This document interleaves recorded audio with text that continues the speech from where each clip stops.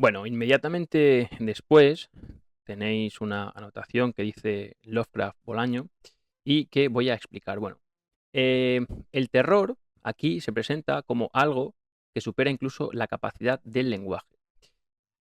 No es solo que esto que ha ocurrido de miedo, sino que provoca sensaciones para las que no existen palabras. Y este recurso lo va a utilizar muchísimo después Lovecraft, que consiste en tratar de exponer que el horror resulta tan extremo o tan ajeno a la experiencia humana que no puede describirse por completo. De hecho, si leéis a Lovecraft, vais a ver que el ser humano en sus textos es la mínima hormiga o el más pequeño insecto del universo, porque hay una serie de monstruos, entre ellos Cthulhu o Cthulhu o bueno, no sé muy bien cómo se pronuncia, y de hecho creo que, está deliberadamente escrito así, mediante unas letras que dificultan la pronunciación humana, porque para nosotros, simples humanos, eh, es una realidad vedada. Bueno, digo que para Lovecraft hay una serie de monstruos, para los cuales nosotros los humanos no somos absolutamente nada. Y precisamente ese horror, esos monstruos cósmicos, mm, son inexplicables, claro, desde el lenguaje humano. Si habéis leído Estrella Distante, probablemente os habéis dado cuenta de que sucede algo parecido con el caso de la criada mapuche que sobrevive al intento de asesinato por parte de Carlos Bader. Bueno, esta señora, que como digo es mapuche, habla español y mapuche, sobrevive y al sobrevivir a esa experiencia terrorífica, parece quedar fuera del lenguaje. No vuelve a hablar español. Solamente hablará mapuche o mapudungun. Es como que las experiencias terroríficas son tan inconmensurables para la capacidad humana, escapan tanto de nuestra percepción y de nuestro mundo que nos expulsan del lenguaje, ¿no? Esto es muy interesante y merecería mucho la pena hacer un vídeo sobre ello, pero yo creo que se entiende. Justo inmediatamente después de esta anotación tenemos lo que yo he denominado la situación contextual. Bueno, este relato se desarrolla en una antigüedad imprecisa y en concreto en una ciudad llamada Ptolemais. Bueno, dentro de un mundo, o mejor dicho, de un ambiente grecorromano y oriental. Esto es importante porque Poe en realidad no intenta construir ni reconstruir una época histórica con absoluta precisión, sino más bien crear un escenario mítico, antiguo y funerario.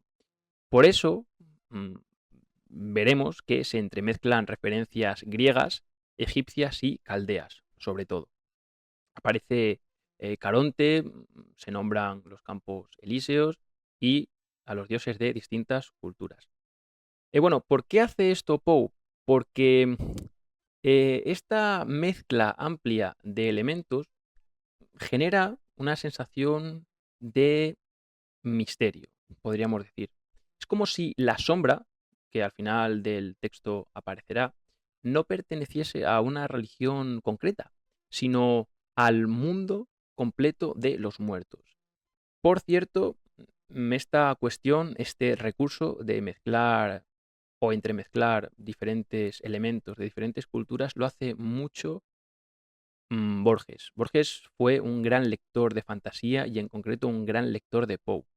De hecho, si queréis leer un texto en el que hay 20.000 referencias de 20.000 culturas, os recomiendo encarecidamente que leáis Las ruinas circulares.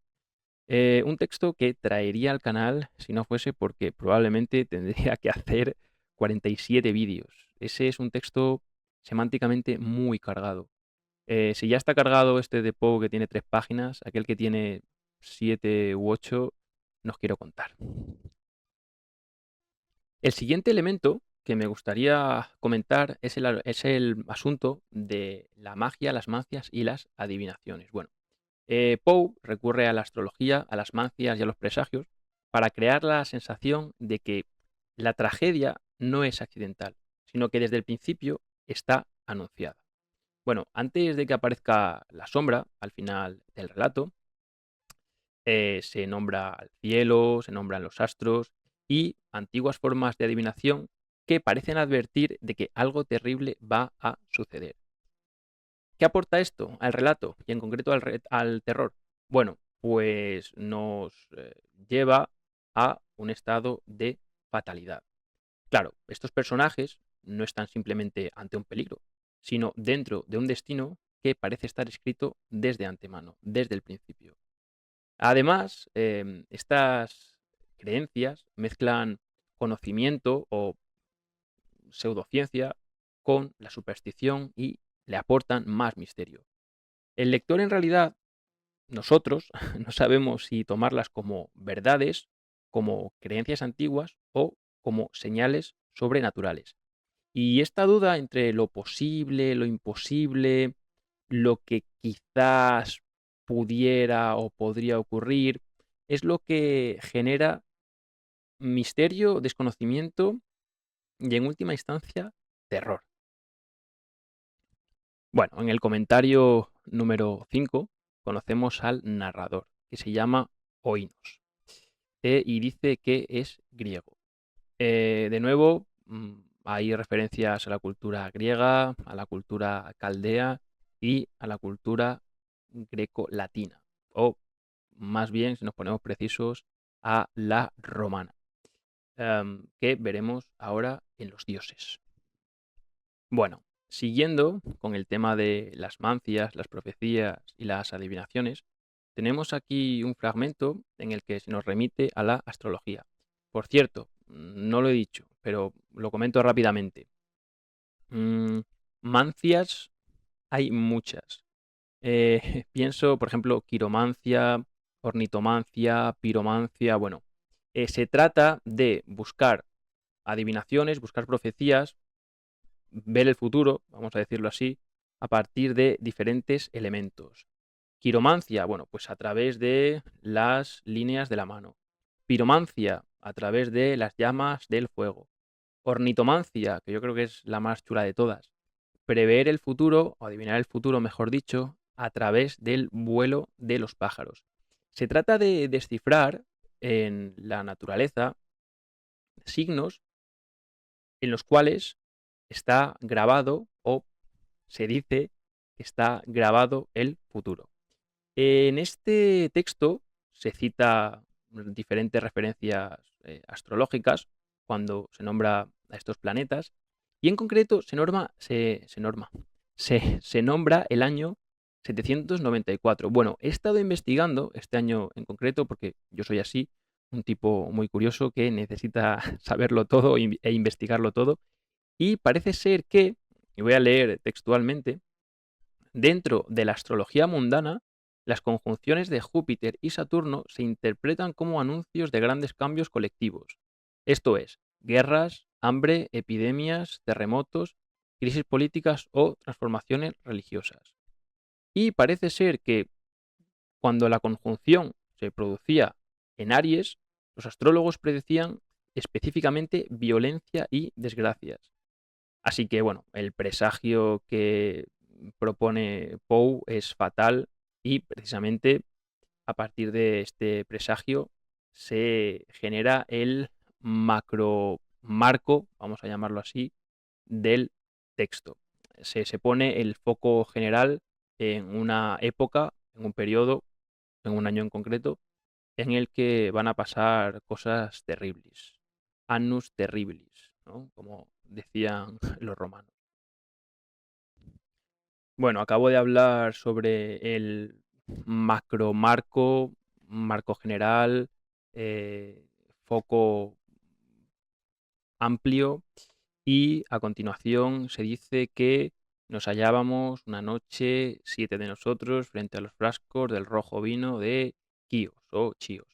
Bueno, ya se ha propuesto el marco general, que es ese año terrible de pestes, epidemias y maldades colectivas, y ahora el foco se cierra a un lugar concreto, que como veremos es una especie de palacio, palacete, en el que están 7 personajes, ojo al número 7, bebiendo y pasándoselo más o menos bien.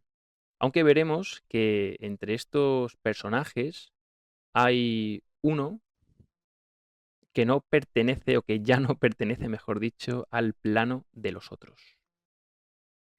Bueno, aquí he marcado un rasgo estilístico que prácticamente es un tópico del terror, o durante mucho tiempo lo fue.